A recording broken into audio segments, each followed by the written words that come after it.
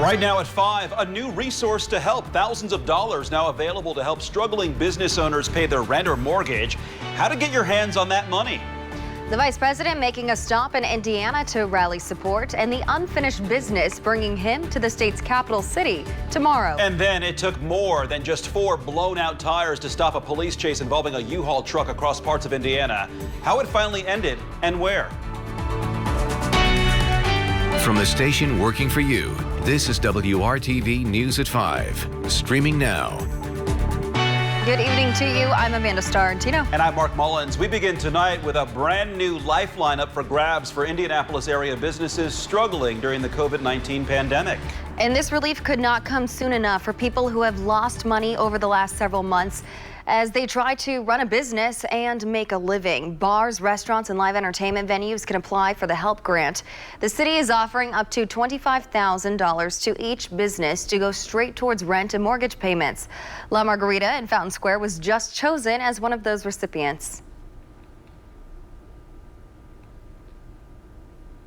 And the city wants to get this is just, it's just a really good peace of mind, and then it can allow us to focus back on our staff and, you know, what we do. It takes some of that pressure off of, like, you know, putting ourselves in an uncomfortable position where we're like, well, we don't know, you know, should we open the dining room? And so it gives us some peace of mind there to kind of continue what we're doing and try to make that work. The city wants to specifically target minority-owned businesses, female-owned businesses, veteran or disabled-owned businesses. Through this grant, applications are still open through November 6th. If you would like to apply, we will have a link on our website at WRTV.com. And Indiana has set another single-day record for new positive COVID-19 cases. The State Department of Health reports more than 2,800 new COVID-19 cases. It is the 16th consecutive day that Indiana has more than 1,000 new cases reported. 42 more Hoosiers died with COVID-19, bringing the total number of COVID-related deaths to 3,831 since March. More than 155,000 Hoosiers have tested positive for the virus. More than 2.6 million tests have been administered in Indiana. We are just now hours away from the second and final presidential debate. With more than 40 million ballots already cast in this country, President Trump and former Vice President Joe Biden are making their way to Nashville for a final face-off and pitch to voters. ABC's Marcy Gonzalez is at Belmont University with a preview. The stage is set in Nashville for a critical final showdown in this contentious presidential race. President Donald Trump, who is trailing behind former Vice President Joe Biden in most national polls, hoping for a boost tonight and laying the groundwork for what could be another combative debate. Already criticizing the debate commission, the topics that will be covered, and the moderator. Today, tweeting video of this week's yet-to-air interview with 60 Minutes that he walked out of, accusing the correspondent of being biased and writing that tonight's debate moderator is, quote, much worse. The president also going after the unprecedented decision to mute each candidate's microphone for 2 minutes at a time while his opponent answers questions. Well, I think the mute is very unfair. A move the debate commission hopes will avoid some of the relentless interruptions that marred the first debate. You just don't. Here's the deal. I know a lot more about this. Let him finish. While the president has spent the week campaigning in key swing states, Thank you, North Carolina. Go out and vote. Joe Biden has remained in Delaware preparing for tonight, though the 90-minute face-off will be broken up into 6 15-minute-long segments covering topics including race, climate change, and national security. Biden telling ABC affiliate WISN he expects things to also get personal. He's kind of signaling that it's all going to be about personal attacks. I'm going to try very hard to focus on the issues that affect the American people and talk to them. The coronavirus pandemic is another big topic that will be covered here tonight.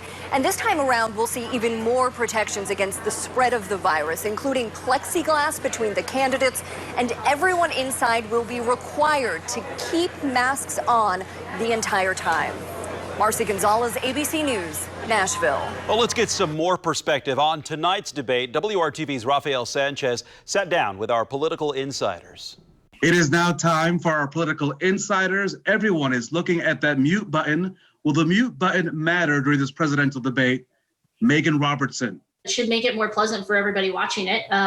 But, you know, will it matter in general and opinions that people have? Probably not. Be interesting to watch how he reacts to being cut off, because I don't see there's any way he's not going to get cut off because he can't stop talking. This would be a huge gift to him to allow Joe Biden to try to expound on his thoughts for a full 2 minutes together without going off on some tangent. It could be a gift. Since he had such a disaster in the debate, the first one, and then, Savannah Guthrie, frankly, won the second debate. So the mute button will be well-intentioned, but will it be effective? Probably not. A documentary in which Pope Francis is now saying that he is in favor of civil unions for same-sex couples. Will that change the dynamic of the discourse that we're having on the issue? The Pope is more progressive than a large swath of the United States of America. I don't know what that says other than I do like this Pope. The Pope's comments may have the most impact, though, are in the developing world, in places that have not been nearly as welcoming to the LGBTQ community. And I think that this could have a great impact on equality across the globe. Having that come from the Pope at this time, it certainly, though, does speak to his willingness to speak out on equality. As someone who is married to a woman, I'm hopeful that it helps drive the conversation. Right now there is a lot of conversation and fear, frankly, in the LGBTQ community that the Supreme Court may be shifting in a way that could overturn gay marriage nationwide. And if that is indeed the case, then we are going to have to continue fighting this fight. Our political insiders and our Democracy 2020 coverage continues right now on WRTV.com. And we will have live coverage of the debate tonight. It begins at 8 o'clock right here on WRTV. Tonight, 2 Anderson men are facing a string of charges after leading police on a chase in a U-Haul truck through several counties. Madison County deputies believe the U-Haul truck was stolen. They were familiar with the driver, 53-year-old Brian Chase. He was wanted on several felony charges, including drug possession and residential entry. They tried pulling over the truck around 6:30 Wednesday evening near County Road 300 East. That's when the driver took off. Eventually, deputies managed to flatten all of the truck's tires, but the chase continued across Indiana and 15 miles into Ohio, where the truck finally crashed. Police arrested Chase and the passenger, 30-year-old Devon Phillips, who was also wanted on drug charges and failure to appear in court. Well, can you help state police track down a theft? They certainly hope so. That's why they released pictures today of the suspected getaway truck, which, by the way, has a stolen license plate on it. The theft happened last Friday at the INDOT Transportation Garage on Short Ridge Road.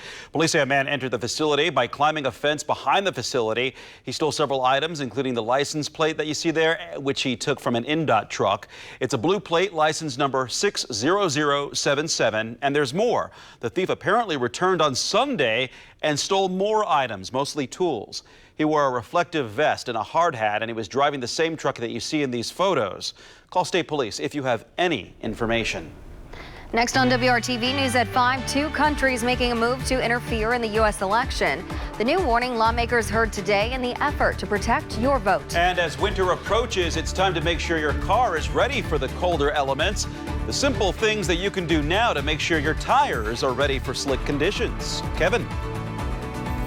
And Mark, an October day like today will make you forget about winter. 85 in Bloomington, but big changes are ahead.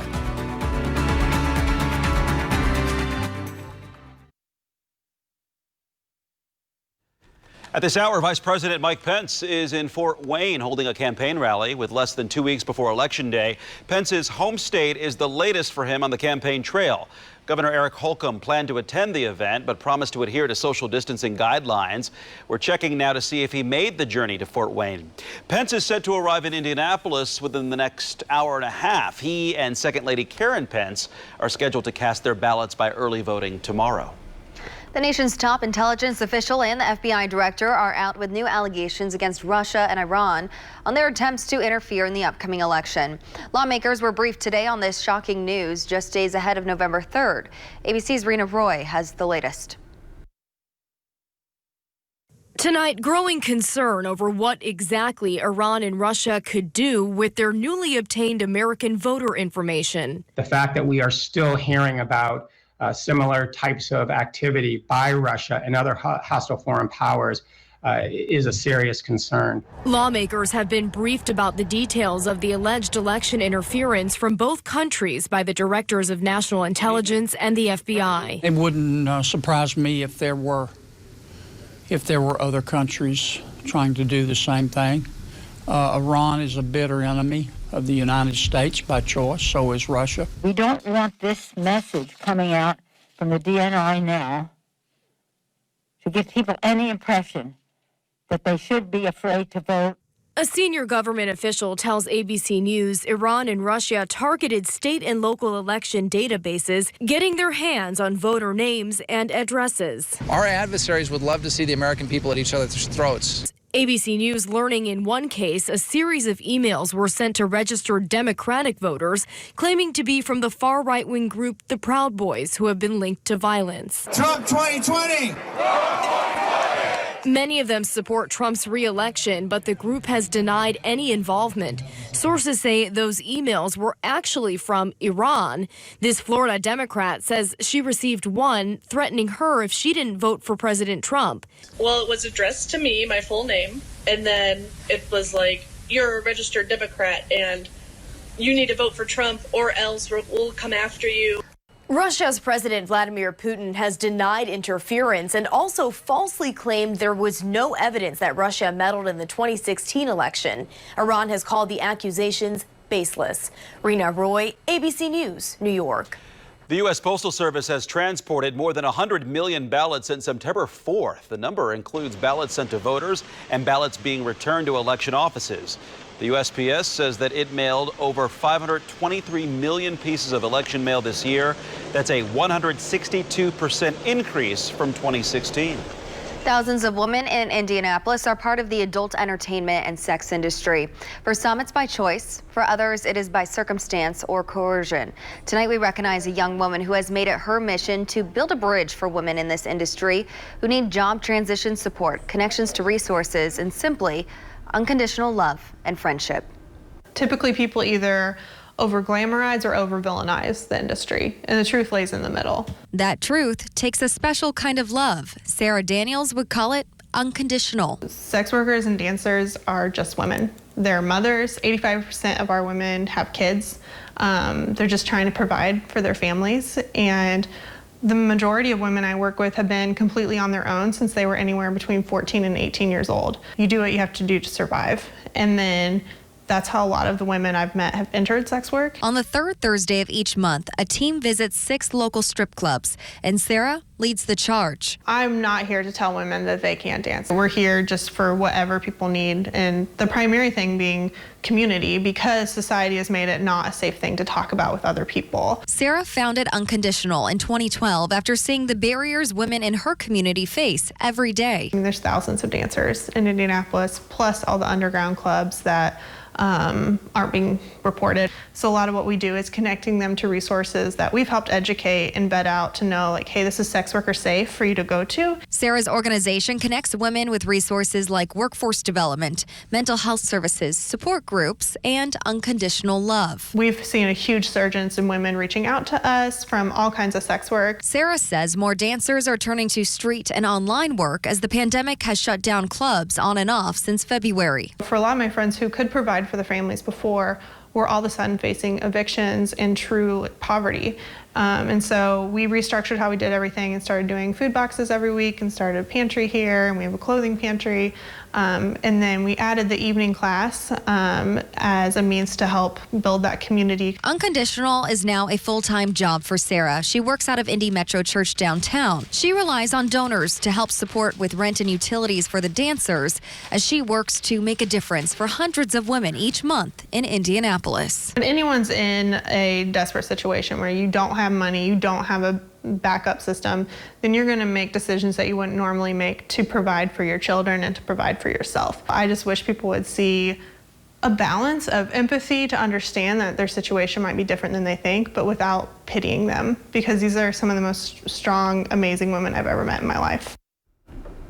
And nominate someone you know who is making a difference. Just go to our website, theindychannel.com, select the menu and the life section, and click on Multiplying Good. Temperatures will take a deep dive as winter approaches. You'll feel it as you walk out the door, and your vehicle will have to deal with it as you head to work. WRTV's Kelsey Anderson now with your car survival guide. Well, our tires got a workout this week on those wet, slick roads. And now coming into the winter months, you're going to see that low tire pressure sign probably come up. So I'm here with Matt Foy with Jiffy Lube. So tell me what I need to know about my tires to make sure they are winter ready. Okay. Well, keeping your tires in good shape is really important just to the overall safety of your vehicle. And like you mentioned, with these cooler temperatures, it's important to keep a close eye on that tire pressure. So if you see that tire light coming on, I'll go ahead and show you how to check and make sure you have the right pressure in your tires. A lot of times people will want to look at the tire pressure listed on the side of the tire. That's actually not the proper inflation for your vehicle. What you want to do, if you open the driver's door of your vehicle, you should see a tag in there. It's going to have the tire size listed, and also it's going to list the appropriate inflation pressure. So on this particular vehicle in the front, it looks like we need 33 PSI. So we're going to go ahead and check that. I've got my tire gauge ready here. We'll go ahead and take the cap off and get this on. Get this on there. And right now we're just right at 33 PSI in this particular tire, so we're in good shape. Okay, perfect. And then there also is an easy way you can do it at home is check the tread in your tires. Yeah, so making sure your tires are still in good shape is also important as far as the wear goes. One quick check you can do at home is just using a penny. You can take the penny, stick it in the tread of the tire, like this with Lincoln's head facing down. And if you can see the top of his head from the side, that means you probably need some new tires. In this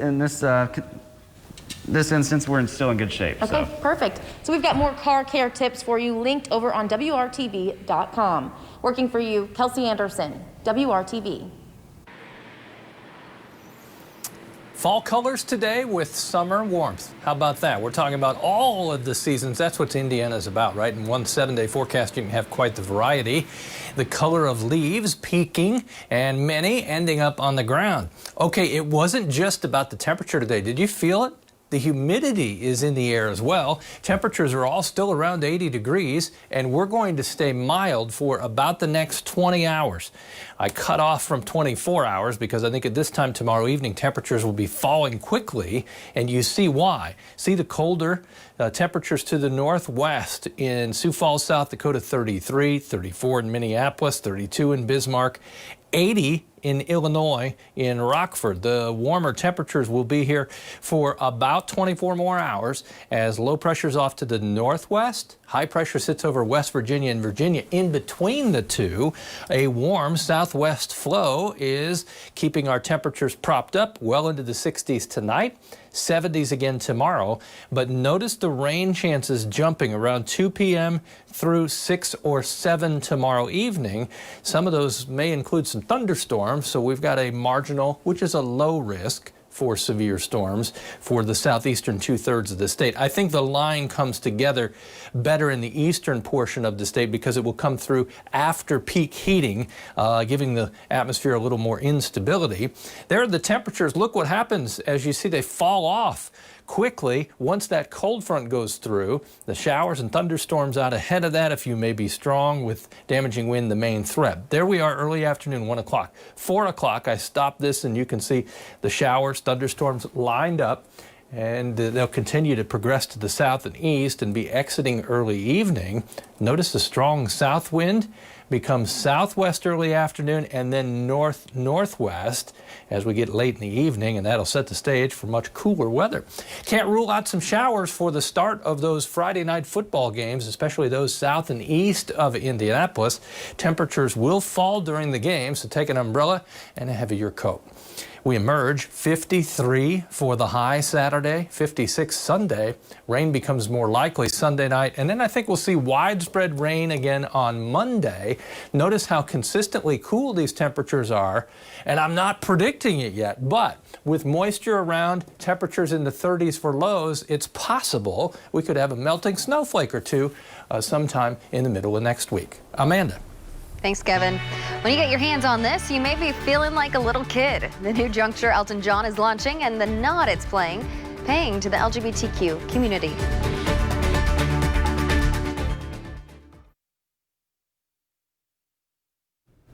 Two pop culture icons, Elton John and Barbie, are teaming up on a collector's doll. The singer is joining Mattel to create his very own Barbie doll. The launch has been timed with the 45th anniversary of John's legendary 1975 Dodger Stadium concert. The picture of John at the concert is printed on the front of every box. Barbie herself there is dressed in classic Elton John style with platform boots and pink tinted glasses. The doll's jacket and boots have rainbow strips, a nod to the singer's decades of activism in the LGBTQ community. Barbies. Guinness is launching an alcohol-free version of its famous Irish stout. Guinness says it has the same ingredients as the regular stout, but the alcohol is removed through a cold filtration process, and it's lighter on the waistline with less than half the calories. Guinness says it's been 4 years developing the perfect alcohol-free version. It will arrive in markets across the world in 2021. IMPD announced major changes weeks ago to improve officer transparency and trust. We find out if the community is noticing those changes and if they're working. That's tonight at 6 p.m. But stay tuned for the news at 5:30 after this quick break.